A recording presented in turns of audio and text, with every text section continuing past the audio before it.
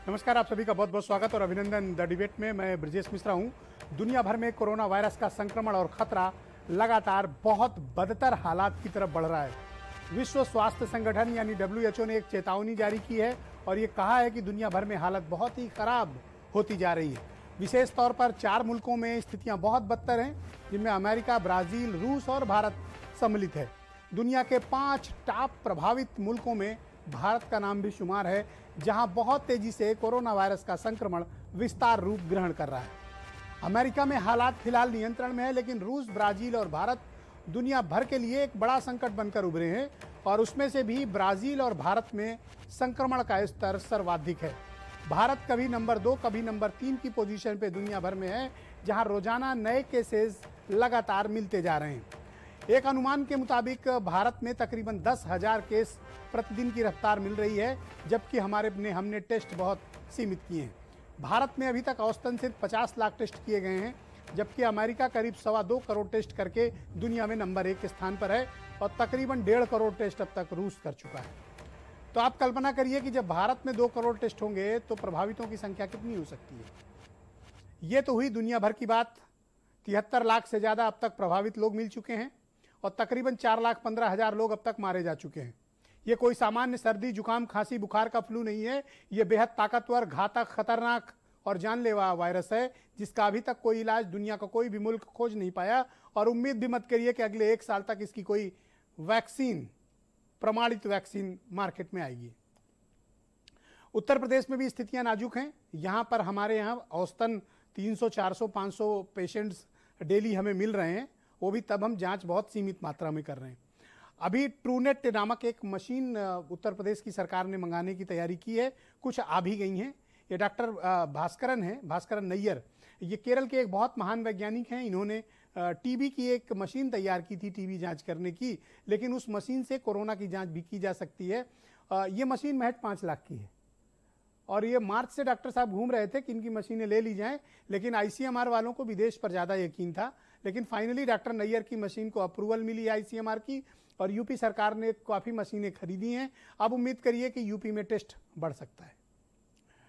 उत्तर प्रदेश में जो प्रभावित हैं उनकी संख्या भी लगातार बढ़ती जा रही है और हमारे पास जो ताज़ा डेटा मौजूद है ये बताता है कि उत्तर प्रदेश में 11,610 कोरोना वायरस पॉजिटिव केसेज अब तक पाए जा चुके हैं।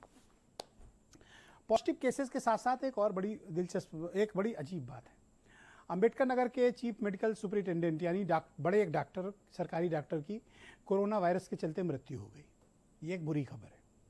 इसके पहले एक दारोगा की डेथ हो चुकी है कोरोना वायरस संक्रमण से, कुछ पुलिसकर्मियों की भी हुई थी।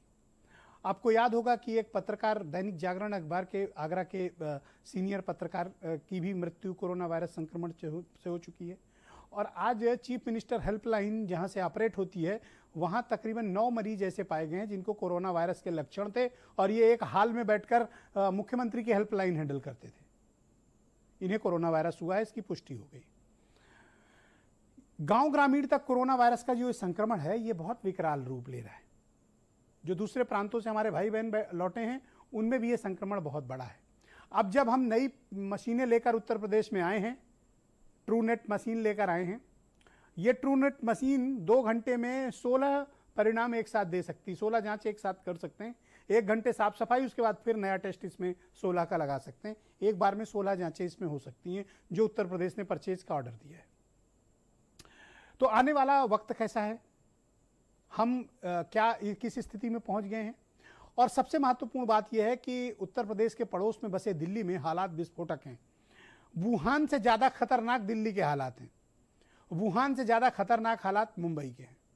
ये 2 शहर ऐसे हैं, और अहमदाबाद, ये 3 ऐसी जगहें हैं जहां कोरोना वायरस का सबसे बड़ा एपिक सेंटर के तौर पर उभर कर सामने आए।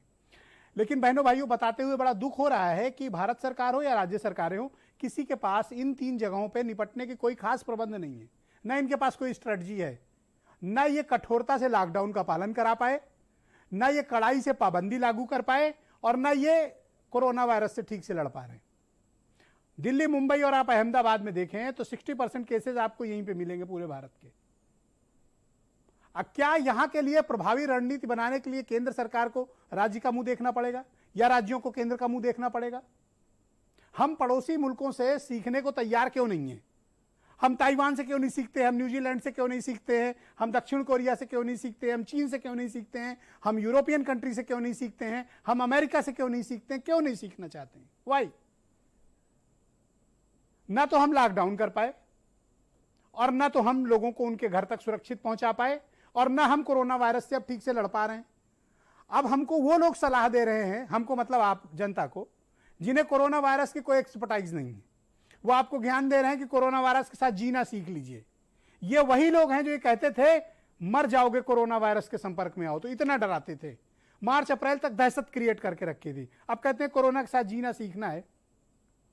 नरेटिव बिल्टअप किया जा रहा है कि ये कोई खास समस्या नहीं है, लेकिन बहनों भाइयों खतरा पहले से 10 गुना अधिक बढ़ गया है। आप बाजारों में जाएं, लोग बिना मास्क के घूम रहे हैं। आप पार्कों में जाएं, लोग बिना मास्क के घूम रहे हैं। आप सड़कों पर जाएं, लोगों की भीड़ है। कोई किसी को पूछने वाला नहीं कि मास्क लगाया है तुमने या नहीं लगाया है। ना तो पब्लिक का कोई बहुत कंसर्न रह गया है, ना सरकारों का कोई कंसर्न रह गया है, लेकिन कोरोना का कंसर्न है, और वो बड़े विकराल रूप से बढ़ रहा है। आपको ये लगता होगा कि मैं रात में 8 बजे आता हूं और आपको डराता हूं, तो मैं डराता नहीं हूं। मुझे आपके कम आपके बच्चों की ज्यादा चिंता है, आने वाली पीढ़ी की ज्यादा चिंता है। आपने अपना जीवन काट लिया है बड़ा हिस्सा, आप ऐसे ही हो गए हैं, आप आदी हो गए हैं कि आपको कोई कुछ बताए तो आपको भाषण लगता है। तो मुझे आपसे ज्यादा आपके बच्चों की चिंता है, आने वाली पीढ़ी की चिंता है। हम एक सुरक्षित भारत चाहते हैं, एक सेफ हिंदुस्तान चाहते हैं, एक स्वस्थ हिंदुस्तान चाहते हैं, जहां सबका विकास हो, सबका साथ हो, सबको समान अवसर मिले, और सब सुरक्षित रहें, और सबको स्वास्थ्य लाभ प्राप्त हो। लेकिन जिस तरह की रणनीति हम कोरोना वायरस को लेकर बहनों भाइयों अपना रहे हैं, वो निरर्थक है। हम बहुत ही गलत अप्रोच के साथ कोरोना वायरस को हैंडल कर रहे हैं। आप मंदिरों में जाएं, भीड़ लगी हुई है। मस्जिदों में जाएं, नमाज करने के लिए लाइन में लगे हुए हैं। न जाने कब समझ में आएगी, बुद्धि कब खुलेगी। ऐसा लगता है कि वायरस का कोई संक्रमण ही नहीं। यही लोग जो कमरे से नहीं निकलते थे मार्च अप्रैल में, वो अब सड़कों पे घूम रहे हैं। ना तो इन्हें पुलिस रोकती है, ना सरकार रोकती है। और अब वो कैंपेन भी बंद हो गया कि मास्क पहनना है, हाथ धुलना है, साबुन वाला, ये सब खत्म। तो क्या कोरोना की मृत्यु हो गई भारत में? क्या या उत्तर प्रदेश में कोरोना खत्म हो गया है? जी नहीं, आपकी गलतफहमी है।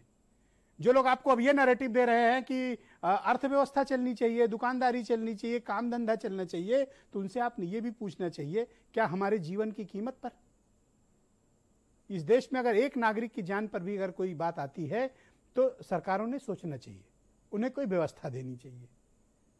जनता को ये जो समझाने की कोशिश हो रही है, कोरोना वायरस के साथ जीना सीखना है, बेसिकली ये शब्दों की बाजीगरी है। हम जब आपको बेहतर सुविधा नहीं दे पाएंगे, जब हम आपको बचाने की सारे विकल्प हम पे खत्म होंगे, तो हम आपको यही कहेंगे। तो वो पूछा जाए ना कि वो कौन लोग थे जो कहते थे 40 डिग्री के बाद टेम्परेचर होगा तो कोरोना की मृत्यु हो जाएगी। उन लोग को ढूंढिए बहनों भाइयों, और उनको लाइए और उनसे पूछिए वो कौन लोग थे। वो कौन लोग थे कि जो ऐसा कहते थे? वो कौन लोग थे जो ऐसा कहते थे कि बस मार्च में कोरोना खत्म हो जाएगा, अप्रैल में खत्म हो जाएगा? खत्म नहीं हो रहा, जान ले रहा है। अब तक 7,500 भारतीयों की मृत्यु हो चुकी है। कौन इसके लिए जवाब दे? कभी पूछा आपने? नहीं पूछा। कुछ बयान सुनिए, फिर एक डिबेट को आज आगे बढ़ाते हैं और यही सवाल उठाएंगे हम लोग डिबेट में। ओके, हम बयान बाद में सुनाते हैं, आपको डिबेट प्रारंभ करते हैं। मेरे साथ